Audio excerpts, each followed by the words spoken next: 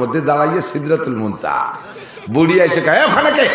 কয় কথা বলে না, চেনো না আমি কে? কয় কে তুমি? কয় যে আমি অমুক। এখানে কেন? কয় কথা বলে না, আমি সিদরাতুল মুনতাহা আইছি। বুড়ি কয় তুমি সিদরাতুল মুনতাহা? তুমি গবরাতুল মুনতাহা এসে দাঁড়াই রয়েছো। আলেমরে ধোঁকা দিয়া বড় কঠিন।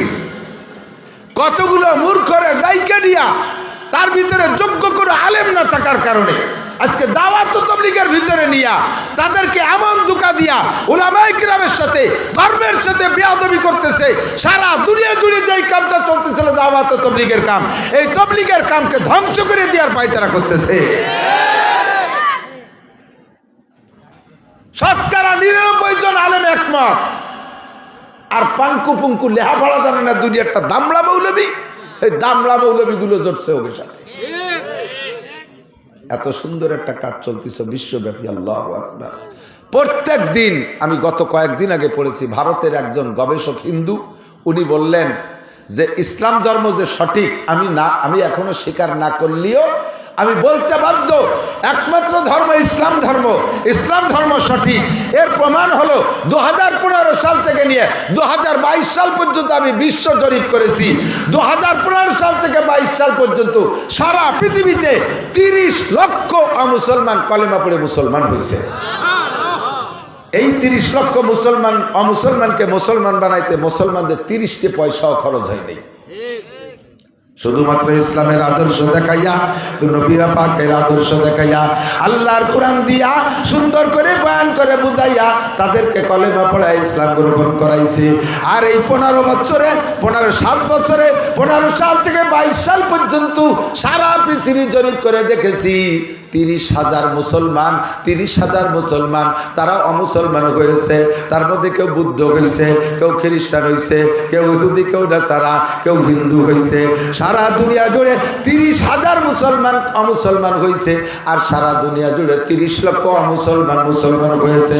তবে 30,000 মুসলমানকে অমুসলমান বানাইতে কোটি কোটি কোটি কোটি হাজার হাজার কোটি টাকা খরচ হয়েছে। দুনিয়ার প্রলোভন দিয়া, বোর লোভ দিয়া, দালানের লোভ দিয়া, জাগার লোভ দিয়া, জমিনের লোভ দিয়া, আমেরিকার ভিসার লোভ দিয়া, লন্ডনের ভিসার লোভ দিয়া, ইটালি, অস্ট্রেলিয়া, ফ্রান্সের লোভ দিয়া, আরে গ্রিন কার্ডের লোভ দিয়া, দুনিয়ার লোভ দিয়া তাদেরকে মুসলমান বানানো হয়েছে। আর মুসলমান হয়েছে যে 30 লক্ষ, তাদের পিছনে তাদের 30টা পয়সাও খরচ হয় নাই। এটাই হলো ইসলাম ধর্ম সঠিক। ইসলাম ধর্ম বলতে একমাত্র, জোরে বলেন কি? আরো জোরে। যুবক রেডি হয়ে যাও, বেশি দেরি নাই। গজওয়াই হিন্দ, হিন্দুস্তান থেকে বিশ্বের শ্রেষ্ঠ যুদ্ধ হবে। আবার নবী 1500 বছর আগে ভবিষ্যৎবাণী দিয়ে গেছে। মনে হয় সময় কাছাই গেছে। এই সময় যদি মুসলমান যুদ্ধ লাগে, তোমরা কি নামবা না ঘরে বসে থাকবা? যুদ্ধের জন্য রেডি আছে। এক্ষুনি যদি আকাশে যাইতে প্রস্তুত, ধরে বলেন প্রস্তুত। অনেকের হাত উঠেন নাই, ও বন্ধু, অনেকের হাত উঠেন নাই। আরে যা লাগুক আর না লাগুক, হাতটা উঠাইয়া সাক্ষী দেয় কিয়ামতের ময়দানে গজওয়াই হিন্দের যোদ্ধাদের সাথে আল্লাহ পাক আমাদেরকে জান্নাতি করবে। আল্লাহু আকবার, আল্লাহু আকবার। এই সময় কোন প্রকার ফিতনা আমরা মেনে নিতে রাজি। দাওয়াত ও তাবলীগের মাধ্যমে ডেলি 1000 করে অমুসলমান কলেমা পড়ে মুসলমান হচ্ছিল। ডেলি 1000 অমুসলমান কলেমা পড়ে মুসলমান হচ্ছিল। এমন সুন্দর একটা কাজের ভিতরে বাধা সৃষ্টি করেছে ওই ইসরায়েলি নেতানিয়াহুর গোষ্ঠী। ওখান থেকে পয়সা দেয়। এখন সব গোপন তথ্য বের হয়ে গেছে। এই যে মুয়াজ বিন নূর বড় মস্তান, যেটা ওরে অ্যারেস্ট করে নিয়ে যখন রিমান্ড এনেছে, ও স্বীকার করছে মোসাদের মাধ্যমে।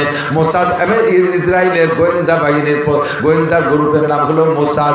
ওই গোয়েন্দার প্রধানের সাথে এরা সবসময় এই কি বলা হয় ওয়াসিফ সাহেবের ছেলে ওসামা আর এই মুয়াজ বিন নূর, এরা সবসময় যোগাযোগ রাখে। ওই মোসাদের টাকার মাধ্যমে দেশে কামগুলো করে।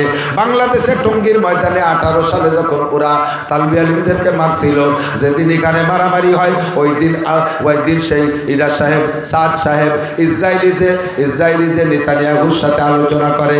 ওখান ওখান থেকে পাওয়ার দেয় আর এখান থেকে মারে। আর ওদের সাথে আছে আমেরিকা আলা, মুসলমানকে দুনিয়া থেকে ধ্বংস করবে।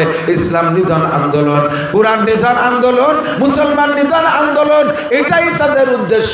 তারা তবলিগের কিছুই করে না, শুধুমাত্র নাম কি আসছে ময়দানে আমাদেরকে ধোঁকা দেওয়ার জন্য আসছে। ধোঁকাবাজদেরকে চিনে ফেলাইছি এই বছর 31শে জানুয়ারি, 1-2 ফেব্রুয়ারি, 31শে জানুয়ারি, বলেন 31শে জানুয়ারি, 1-2 ফেব্রুয়ারি টঙ্গীর ময়দানে উলামায়ে কেরামের নেতৃত্বে ইজতেমা হবে। আমরা এখানে যাবই যাব ইনশাআল্লাহ। মুসলমান এবার ইজতেমায় যাইবা, অন্যবার না গেলে এবার যাবা। আসুক এবার ইজতেমা। আমি বলেছি, আমি দাবি করেছি ইজতেমা 3 দিন নয়, 1 সপ্তাহ যাবত প্রয়োজন হয় ইজতেমা করব, মাঠে ইজতেমা করব। আয় কে কে আসবে ইজতেমা করতে, পরের পর্বে আয়। ইনশাআল্লাহ ইজতেমা এবার একবারই হবে, দেখায় ছেড়ে দেবে ইজতেমা ইনশাআল্লাহ। আল্লাহ তাআলা মুসলমানদের শান ও মান বাড়ায় দেখ, বলেন আমিন। উলামায়ে কেরামের সাথে থাকার তৌফিক দান করেন। আলেমের সাথে তবলিগে যাবেন, ইনশাআল্লাহ শিখতে পারবেন। হাজার হাজার মাসালা আছে যে মাসালা না জানা থাকার কারণে আপনার নামাজ হচ্ছে না। নবী পাক বলেন, এর একটা মাসালা শুনবা, শিখবা, আমল করা ছাড়াই শুধু শুনলে এবং শিখলে। শিখার সময় আমলের নিয়তে শিখবা, শোনার সময় আমলের নিয়তে শুনবা, তাতেই তোমাকে লাগাতার 60 বছর নফল নামাজ ও নফল রোজার নেকি দান করা হবে। নবী পাক বলেন, মাজলিসু ফিকিন খায়রুম মিন ইবাদাতি 60 সানা। মূর্খদের সাথে গেলে কি শেখা যায়? মূর্খদের সাথে গেলে এক মূর্খ আমির আর কতগুলো মূর্খ সে জায়গা মামুর হয়ে গেছে। এই মূর্খ ওই মূর্খদেরকে কি শিখাবে? শুধু রান্না বান্না খাওয়া শিখাবে আর একটু দাওয়াত দেওয়া শিখাবে, তাই ছাড়া কিছু শিখাইতে পারে না। আমি 2013 সালে 20 জনের একটা জামাত নিয়ে গেছি। ওই জামাতের ভিতরে 12 জন ছিল স্কুল কলেজ স্টুডেন্ট। এই 12 জন স্টুডেন্টকে আমি কলেজের ছাত্র, হাই স্কুলের ছাত্র, তারা আলিফ বা কিছুই জানতো না। আমরা 3 জন আলেম ছিলাম, 3 জন আলেমে মিলে এই 12 জনের ভাগ করে নিয়া 38 দিনে তাদেরকে আলিফ বা থেকে কোরআন শরীফ পড়া শিখাইয়া 8 পারা সবক পড়ায় বাড়ি আনছি।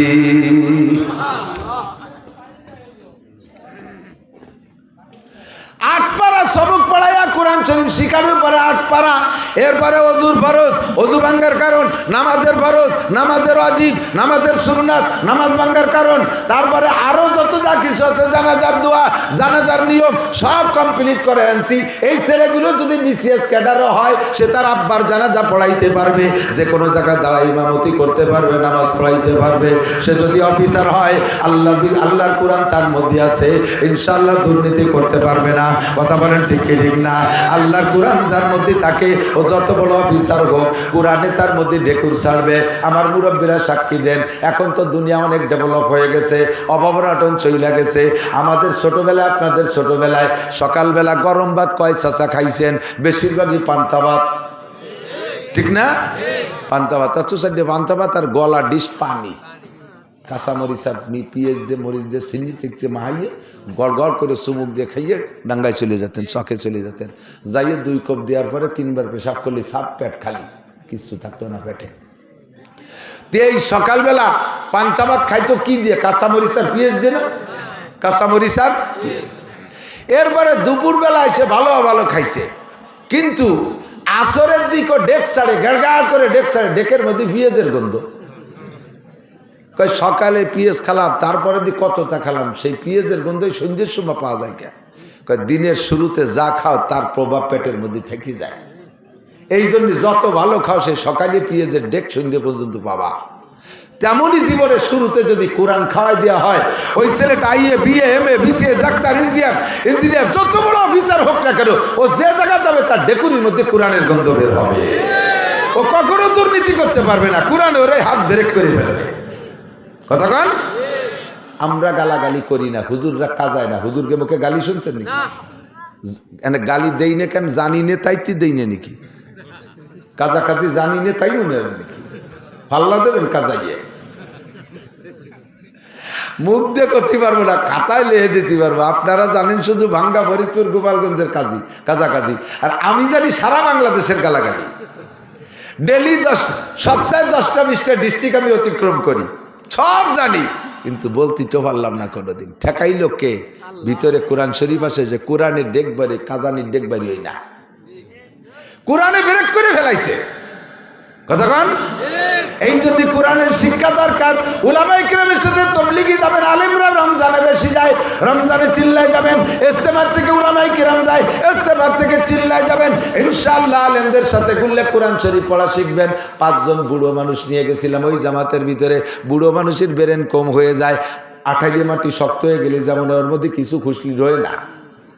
পোলাপানের বেরেন থাকে নরম কেদার মতো, যা দিয়ে তাই মনে থাকে। ছোটবেলা যা পড়ছি এখনো মনে আছে, কতক্ষণ? ঠিক না? ওই যে ছন্দ পড়ছি সে সময় বয়স 6-7 বছর, তাই আজও মনে রয়েছে। আরো বহু কবিতা মনে আছে। কিছুতে তার নাই কেরুসি, মন্ডা মেটাই ফুল কলুসি, কেক পিরিষ্টি, আইসক্রিম, ফল ফলা দিয়ে ফুচকা ডিম, তেল মুড়ি কি ঝাল বাদাম, সব চকলেট সুইংগাম, খাইনা পুডিঙ্গির বোলাও, যতই মাথায় হাত বোলা, ভাল লাগে না কিছু তার করেই আছে মুক্তিবার, যা খেতে দাও তাতেই বেজার ধরছে হাজার দোস্ত রুটি, অনেকক্ষণের চেষ্টাতে জানলো সবাই চেষ্টাতে, এরক সারে পড়লে পাতে চকবাজারের গোস্তা রুটি। জিয়াউর রহমানের সময় উনি যখন প্রেসিডেন্ট হয়েছে, আমি তখন 3-তে উঠছি। সেই সময় 3 সয়নিকা বইতে এই বই পড়ছি। তার তো জীবনেও নষ্ট করিনি। আজ বলে 40 বছর পরে তা কিভাবে মনে রয়েছে, 40-45 বছর পরে। আল্লাহু আকবার। বুড়োদের ব্রেন কম। এই 5 বুড়োর এই 38 দিন চেষ্টা কইরা অক্ষর চিনা শিখে ফেলাইছিলাম, 29টা হরফ মুখস্থ করাইছি, জের জবর বেশের ব্যবহার শিখে ফেলাইছিলাম, জজম তার দিদো শিখে ফেলাইছি। আর একটা চিল্লে থাকতে পারলে বুড়ো কাটারে কোরআন শরীফ পড়া শিখাইতে পারতাম। এইটা হলো ফজলুল আলিমে আলাল আবেদে কাফাদলি আলা আদনাকুম। শিক্ষিত আর অশিক্ষিত কোনোদিন সমান হইতে পারে না। শিক্ষিত মানুষের নামাজের কোয়ালিটি আলাদা, কতক্ষণ? আর অশিক্ষিত মানুষ নামাজের মধ্যে নকল করে, জানে না তা কি হবে, নামাজের মধ্যে আরে কাইতে থাকে, কিডা কি আরে তাই আরে, নামাজের মধ্যে দেয় যে পিরাই বাসের জন্য এই আরে, এরকম আছে না? তো চোখ কাজ করে দেখতে যে বুঝে উঠতে পারি না আঙ্গুল কোনটা, শেষে সব কটার এক গুল্লি দিচ্ছে, যেটা একটা হবে তো। আল্লাহ কয় ম্যাট্রিক পাস করছিস নকল কইরা, তাই বলে কি নামাজও নকল করে পাস করা যায়? নামাজ শিখতে হবে। হুজুর আলাইহিস সালাতু ওয়াস সালাম বলেন, সাল্লু কামা রাআইতুমুনি উসাল্লি। নামাজের 2টা কাজ। কয়টা কাজ? 2টা কাজ। 2টা কাজের ভিতরে একটা কাজের মধ্যে 5টা শাখা, আর একটা কাজের মধ্যে হাজার হাজার শাখা। 2টা কাজ। একটা হলো আল্লাহ পাক নিজেই বলেন, ইন্নাস সালাতা তানহা আনিল ফাহশাই ওয়াল মুনকার ওয়ালা যিকরুল্লাহি আকবার। নামাজের 1 নম্বর কাজ হলো নামাজিকে, কি বলছি? নামাজিকে আকামের থেকে ফিরায়। এর ডাইরেক্ট গ্রাম্য বাংলা। কিসের থেকে ফিরায়? আকাম যা যা আছে, সুদের থেকে ফিরায়, ঘুষের থেকে ফিরায়, মিথ্যা থেকে ফিরায়, গিবাত থেকে ফিরায়, অপবাদ দেওয়ার থেকে ফিরায়, বিড়ি খাত থেকে ফিরায়, তাড়ি খাত থেকে ফিরায়, গাঁজাবাদ থেকে ফিরায়, সুদের থেকে ফিরায়, ঘুষের থেকে ফিরায়, জিনার থেকে ফিরায়, আইল খেলার থেকে ফিরায়, আইল জাল দলিল থেকে ফিরায়, মিথ্যা সাক্ষী থেকে ফিরায়, মিথ্যা মামলা থেকে ফিরায়, বেপর্দা করার থেকে ফিরায়, বিড়ি সিগারেট থেকে ফিরায়, যত আকাম আছে সব অন্যায় থেকে নামাজে ফিরায়। জোরে বলেন কিসে ফিরায়? নামাজের কাজ হলে অন্যায় থেকে ফিরানো, এটা আল্লাহ বলেছেন। আর নবী পাক বলেন, মান হাফাযা আলাস সালাওয়াত আকরামাহুল্লাহু বিখামসি খিসাল ইরফানহু যিকুলাইশ। যেই ব্যক্তি 5 ওয়াক্ত ঠিকমতো নামাজ পড়ে, আল্লাহ তাআলা তারে 5টি পুরস্কার দেয়। 1 নম্বর পুরস্কার, দুনিয়ায় তার অভাব থাকে না। 2 নম্বর পুরস্কার, কবর আযাব হবে না। 3 নম্বর পুরস্কার, ইউতিহিল্লাহু কিতাবাহু বিয়ামিনিহি, ডান হাতে তারে কিয়ামতে আমলনামা দেওয়া হবে। 4 নম্বর পুরস্কার, ইয়ামুরু আলা সিরাতে কালবার, বিদ্যুৎ গতিতে পুল সিরাত পার হয়ে যাইবে। 5 নম্বর পুরস্কার, ওয়ায়াদকুলুল জান্নাতা বিগাইরি হিসাব, বিনা হিসাবে জান্নাতি। জোরে কন্না সুবহানাল্লাহ। এই 5টা পুরস্কার নবী বলেছেন, আর আল্লাহ বলেছেন সব অন্যায় থেকে নামাজে ফিরায়। কিন্তু দোস্ত, আমি দেখতেছি সমাজের নামাজি মানুষগুলো খেয়াল করে না। সমাজের নামাজি মানুষগুলো এই জাতীয় আকাম কুকাম করে কি করে না? বহুত করে। কতক্ষণ? আসরের নামাজ পড়ে বুড়ো পাগড়ি একটা বান্ধে 3 ছেলে ইটালিতায় টাকা পাঠায়, বস্তা বস্তা করে, আব্বা কোনো কাজ কাম করবেন না, জীবন বইরে খেত খামার করে খাটি পিটি আমাকে মানুষ করছেন, বড় বানাইছে। এখন বুড়োকালে শহীদ সময় আমরা টাকা পাঠাবো, শুধু তবলিগি আর মসজিদের সময় কাটাবেন, পয়সা করে খরচ করবেন, মানুষকে খাওয়াবেন, মেহমানদারি করবেন, মাঠে মোটে যাবেন না। কলা টাইট দিয়ে দিছে। কিন্তু যে বুড়ো হয়েছে খেত খামার কৃষি কাজ করতে করতে, ও বুড়ো কাল মরার আগ পর্যন্ত চক দিয়া গুল্লি না দিতে হলো পাল্টায় না। কতক্ষণ? ঠিক না?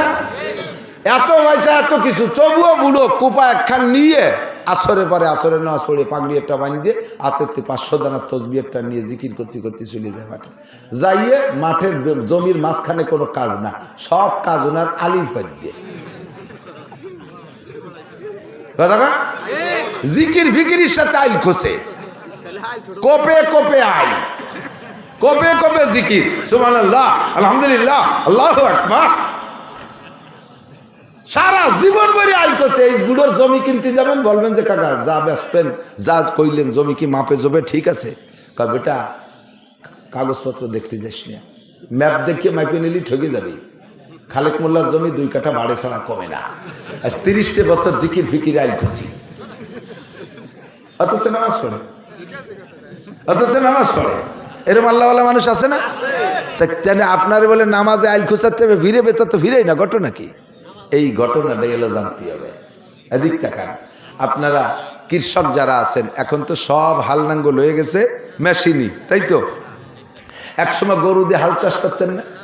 গরু দিয়ে হাল চাষ, গরু দিয়ে হাল চাষ করতে কি কি লাগে চাষ করতে? 2 গরু লাগে, 1 নম্বরে 2 বলদ গরু লাগে।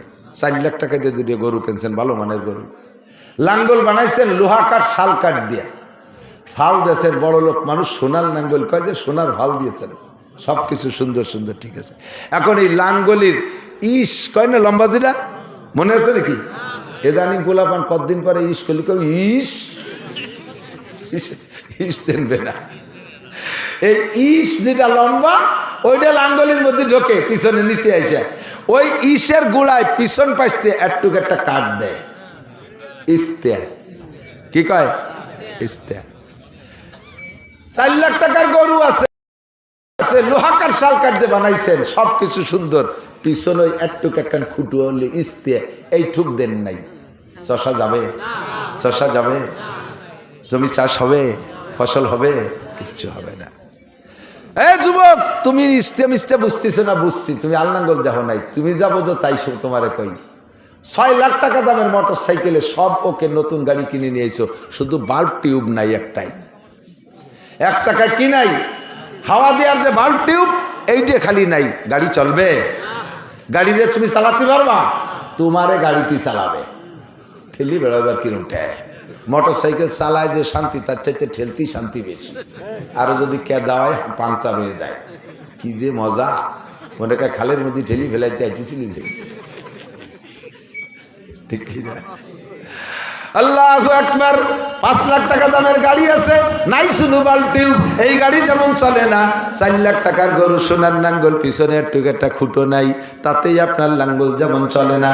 আপনার নামাজের মধ্যে অনেক অনেক কিছু আছে বাবা, শুধুমাত্র ছোট্ট একটা ইস্তে নাই, একটু একটা বাল্টিউ পড়ে গেছে, তার কারণে আপনার নামাজ নষ্ট। এই নামাজে কোনোদিনও আপনারা আইল কুচাতে ফিরাইতে পারবে না, দুধে পানি দেওয়ার থেকে কমে ফিরাইতে পারবে না, মাপে কম দেওয়ার থেকে ফিরাইতে পারবে না, মাপে বেশি আনার থেকে ফিরাইতে পারবে না, গিবাত শেখার থেকে ফিরাইতে পারবে না, বিড়ি সিগারেট থেকে ফিরাইতে পারবে না, ব্যারাক অ্যাডামস কারিতাস বিআরডিবি স্বনির্ভর জাগরণী চক্র আশা প্রশিকা গ্রামীণ ব্যাংকের থেকে সুদে কারবারেতে ফিরাইতে পারবে না, জাল দলিল মিথ্যে সাক্ষী মিথ্যে মামলা থেকে ফিরাইতে পারবে না। কারণ যেই নামাজে ফিরেবে সেই নামাজই আপনার হয় না। ছোট্ট একটা পিন পড়ে গেছে, ছোট্ট একটা ইস্তে পড়ে গেছে লাঙ্গলের পিছনের থেকে, এইটি আপনার জানা নাই। এর একটা মাসালা শুনলে শিখলে আল্লাহ নবী বলেন খায়রুম মিন ইবাদাতি 60 সানা, লাগাতার একটানা 60 বছর নফল নামাজ ও রোজার চাইতে বেশি নেকি। বলবো 2-1টা মাসালা বলবো, আমার ইউটিউবের বয়ানের মধ্যে সবই আছে, শুনলে পাবেন। তারপরও সামনে শোনার বরকত আলাদা।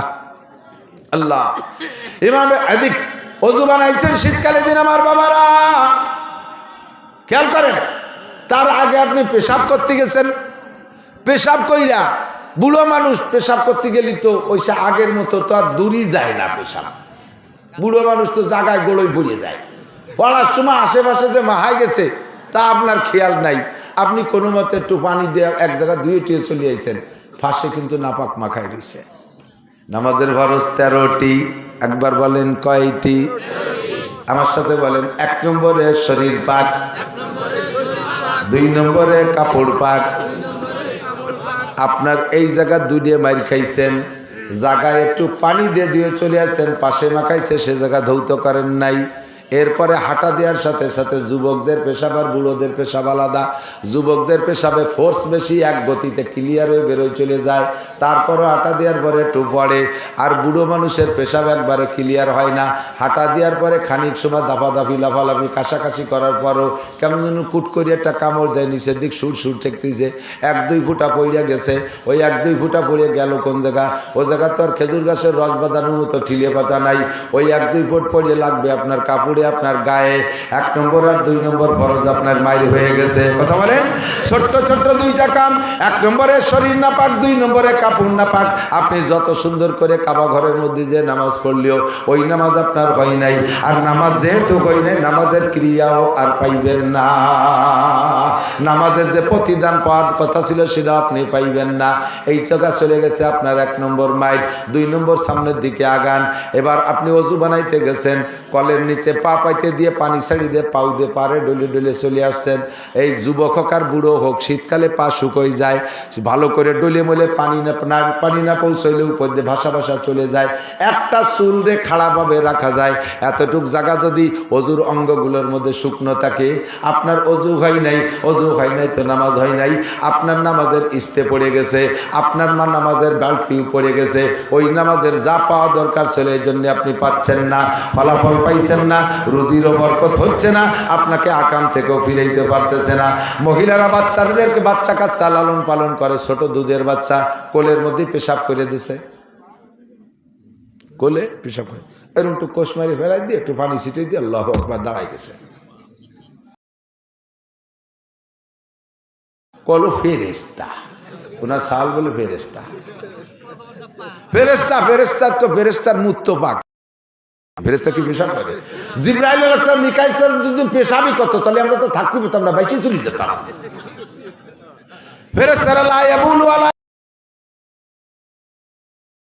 আশের বাচ্চার মতো ভ্যাস ভ্যাস করে মারতি তালে আছে। কাজীটা ফেরেশতা না, ওর পেশাব পায়খানা সম্পূর্ণ নাপাক। কাপড় নিংড়াইয়া গায়ে লাগছে, কাপড় সোয়াইয়া ভিতরে যে গায়ে লাগছে, শুধু উপরে পানি মারছো, গাটা ভিজে রয়েছে, তোমার নামাজ হয় নাই। কাজেই মহিলা তুমি এখনো পর্দা করা শেখো না। শরীয়তের তোমাকে অন্যায় থেকে যার থেকে ফিরাবে নামাজে, এই ফিরাইতেছে না কারণ হলো তুমি বেপর্দা করতেছো, তোমার নামাজ হয় নাই। তুমি মিথ্যে কথা বলতেছো, নামাজ হয় নাই। মহিলা তুমি গালাগালি করো, তোমার নামাজ হয় নাই। গালাগালির থেকে ফিরতে পারছো না। স্বামীর সাথে বিয়াদবি করো, কারণ তোমার যেই নামাজে তোমার অন্যায় থেকে ফিরাবে সেই নামাজই তোমার হয় নাই। 1 নম্বরে এই সমস্যা। আমরা পুরুষরা আর একটা নামাজ পড়তে জানি ওই ইস্তের মতো আর বাল্ব টিউবের মতো ছোট, কিন্তু পাওয়ার খুব বেশি। সাইজে ছোট হইলে মশালা খুব বড় কঠিন। নামাজে দাঁড়াইছেন ইমাম সাহেব, এই ইমামের পিছনে নামাজে দাঁড়াইছেন, ইমাম সাহেব তকবীর বলছে, ইমাম সাহেব তকবীর। প্রথম তকবীরে তাহরিম, প্রথম যে তকবীর, এই তকবীর বলা ফরজ। এই তকবীর কি ফরজ? অনেক মুসল্লি জানে না।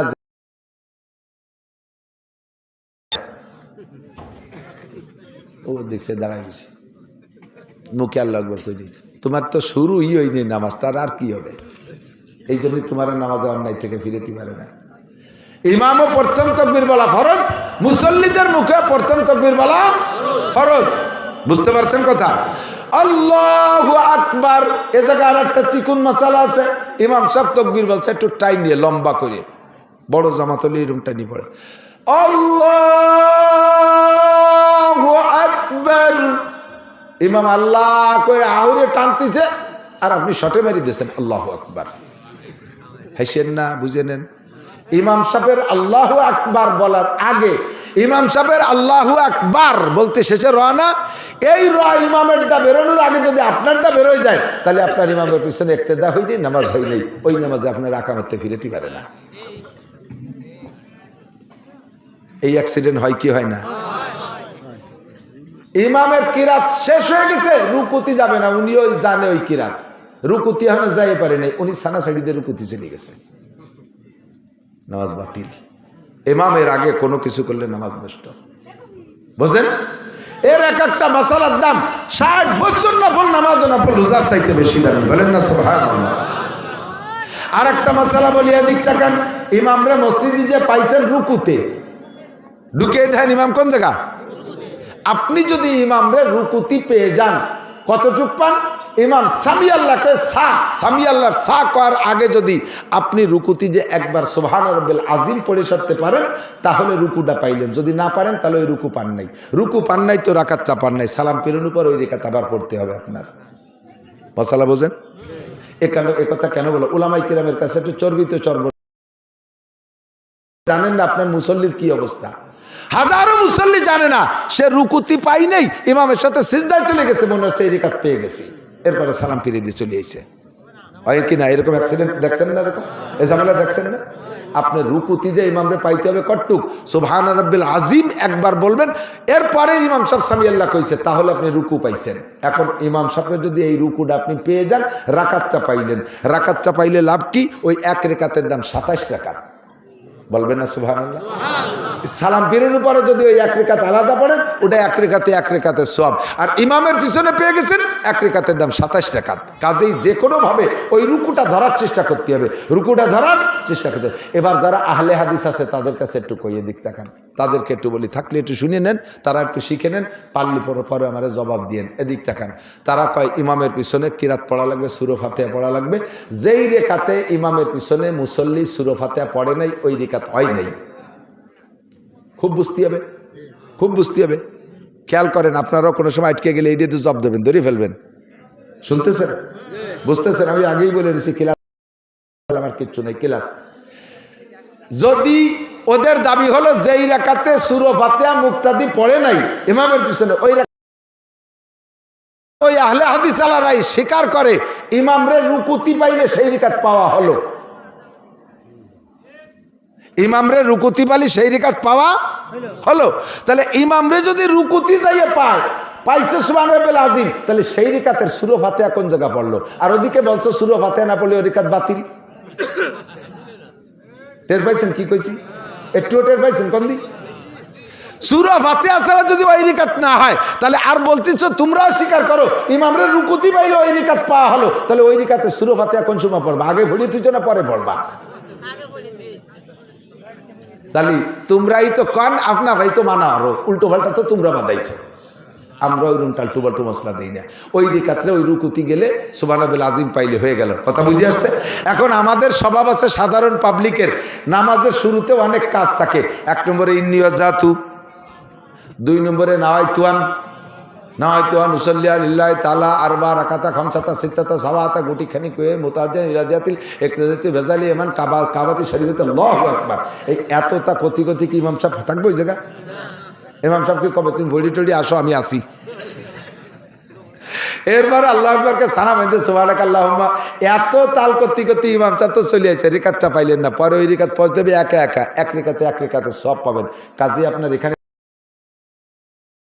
নাওয়াইতুয়ানের দরকার নাই, আপনার সানা সুবহানাকার দরকার নাই, 2টা তাকবীর লাগবে। কয়টা তাকবীর? আবার এক তাকবীর দিয়ে যদি রুকুতি চলে যান, আল্লাহু আকবার করতে মারি দিয়েন না। 2টা তাকবীর বলবেন, একটা তাকবীরে তাহরিমা আর একটা তাকবীরে ইন্তেকালাত। আল্লাহু আকবার, আল্লাহু আকবার, দ্রুত 2টা তাকবীর দিয়ে রুকুতি দিয়ে একবার সুবহানাল্লাহ আজিম বলে 27 রেখাতে সব পেয়ে গেলেন। বলেন না সুবহানাল্লাহ। মশালাটা কি আমি একেবারে ফালতু মশলা কইছি? এটা জরুরি মশালা কিনা? যদি রুকু না পান তাহলে সিজদা গেলেও আপনি ওই রিকাতটা আবার পড়ে দিতে হবে। কথা কি বোঝা গেছে? মাগরিবের 3 রিকাত ফরজ নামাজ, ইমামের পিছনে পাইছেন 1 রিকাত। কয় রিকাত বাকি আছে? সালাম ফিরানোর পরে 2 রিকাত। এই 2 রিকাত কিভাবে পড়বেন? আমার পাশে একজন, আমি আর সে দুইজনে 1 রিকাত পাইছি, 2 রিকাত ফেল করছি। তা আমি তো কিতাবে যা পড়ছি সেইভাবে পড়ছি, আর উনার কিতাবে উনি যা পাইছে উনিও সেইভাবে পড়ছে। উনি পড়ছে এক বৈঠক দিয়ে সালাম ফিরেছে, আর আমি পড়ছি প্রত্যেক রেখাতে বৈঠক দিছি। নিয়ম হবে কি? যদি 1 রিকাত পান, 2 রিকাত মিস করেন, সালাম ফিরানোর পরে উঠে প্রত্যেক রেখাতে বসতে হবে। ঠিক আছে না? উনি 2 রিকাতে একবারে বসে সালাম ফিরে গিয়ে ওত পাইতে বসে রয়েছে, রাগে ফুলতেছে, আমারে ধরবে, অ্যাটাক করবে। সালাম ফিরে কয়, হুজুর কিরম নামাজ পড়বেন? আলেম মানুষ নামাজ কালাম জানেন না, কি বললেন আপনি? আমি তো কি বললাম, মানে এইরকমই তো বলতে হবে। আপনি জানেন না? আমি বললাম যে আপনি জানেন না। কয় যে আমি জানি না মানে? আমি বললাম যে আপনি যে এই যে 2 রিকাত একসাথে পড়ে সালাম ফিরে নেন, এটা আপনি কোত্থেকে পাইছেন? কয় যে পাওয়া লাগবে না, নিজের একটা বুঝ আছে না।